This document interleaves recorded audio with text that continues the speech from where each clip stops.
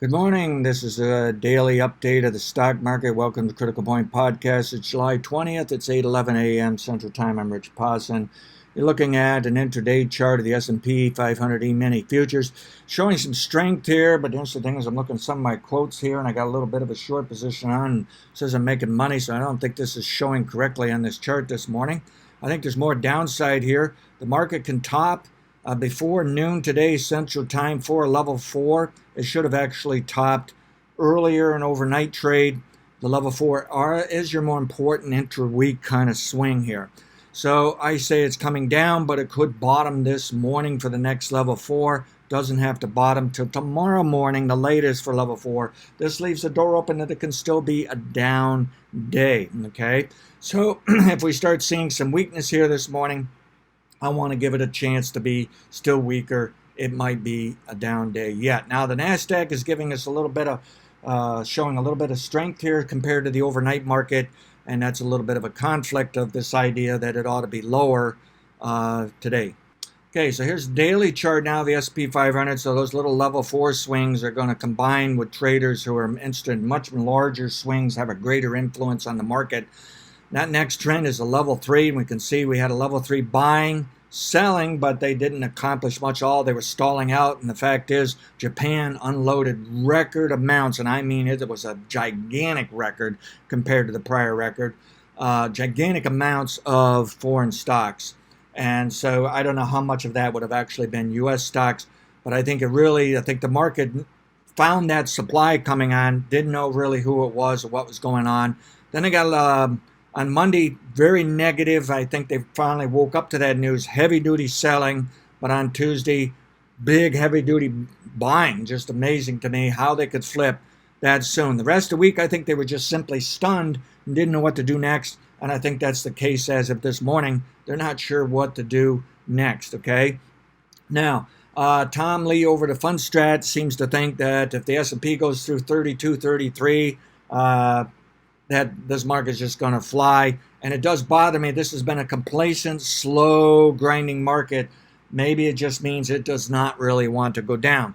But ideally, it's now due for a level 3 trend top that could trigger level 2, level 1.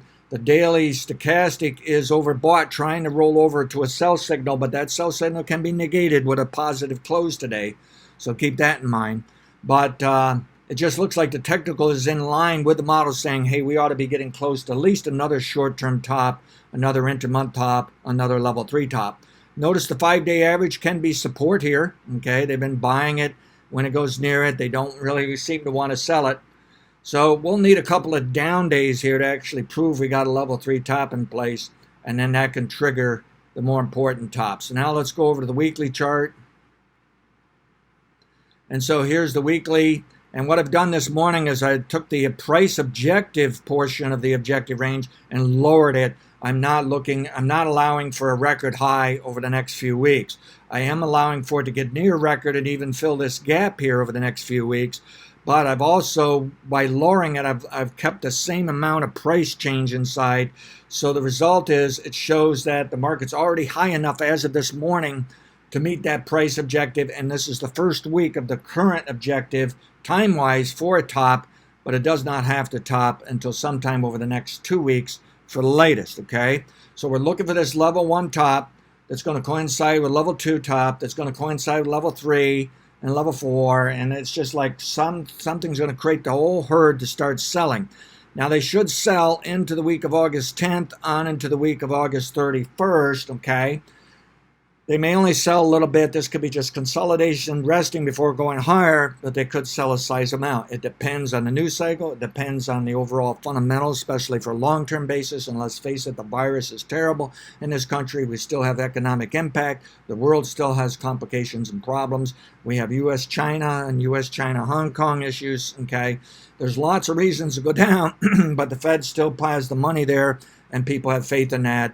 And there's plenty of money on the sidelines. And even the people looking for bubbles, okay? Menard over at Guggenheim was on, I watched an interview, and he thinks we're in a bubble, but he says, boy, some of these bubbles, it takes them 2 years before they actually pop. So who knows for sure. But I say the market should be down by sometime August, at least a small amount, could be a sizable amount, okay? So we have resistance here. I forgot to mention on the daily and weekly or intraday charts, there's an objective that can be triggered if it moves above 32.33 on the September futures. You're going to have an objective around 32.71 or a little higher. But there's already outstanding objectives from larger trends calling for low 3300s to 3350. So keep that in mind for upside. This trend line falls into that. So yes, I have to give it a chance. It can go higher the next 2 weeks. The point is it can stop here. And so far it hasn't taken out last week's high.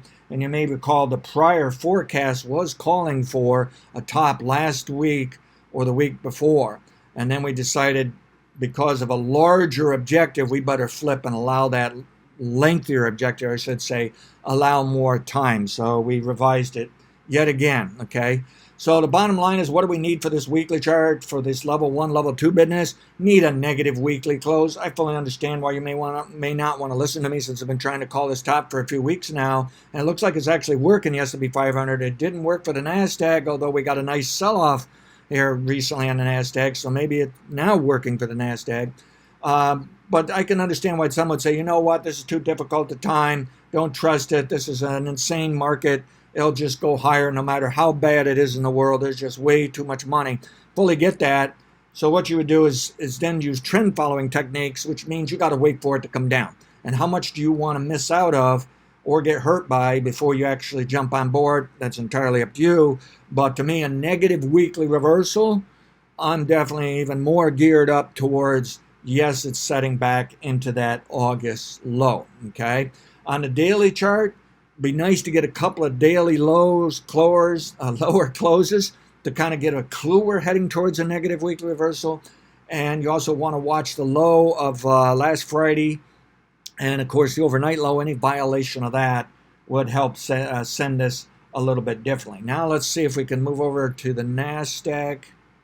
So here's the NASDAQ. You can see it hesitated at our objective, hesitated within the range of objective, poked through the upper side objective and came close to that resistance line, came back down and closed near the lower side of the objective. Fantastic behavior.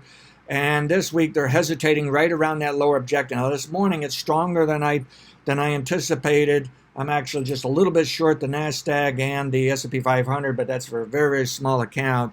All my other accounts, I'm basically out of the market except for my core long-term position that I bought March 25th, 2 days within the low. That's been up as much as 60%. I'm going to hang on this. I know I sound a little bit crazy trying to pick tops and betting on the downside, yet that long-short account is still up as of late last week, like 48% or something like that. So I got to try it. I got to go for it. See if we can get this pullback going in August, but I want to be very cautious actually of playing the downside. I do think we're probably in a long-term bull market, but I think it's rather insane, this rise that we've seen. So I'd like to see a little negative action out of the NASDAQ, and it is trying to roll over on the weekly here for a sell signal. It's been lagging behind the negative reversal last week, so I'd like to see some follow-through this week, bring it down, hopefully even close it lower, and finish out with a weekly sell signal. Then I say the NASDAQ goes lower into August and may yet return to 10,000, if not lower. All right, manage your risk relative to analysis of others. Assume the trend is up till we get some negative reversals, violate some recent daily lows here. There's definitely some bulls out there that think 32, 33, violation of that. I assume they mean the cash market. They think it's going to fly, and it could because it's been a quiet, complacent market in the S&P 500. But at the same time, I'm wondering, is it possible this is just a tired out market and it tops out and goes lower? And get prepared for a change in the news and fundamentals. Manage your risk relative to analysis of others. Thank you.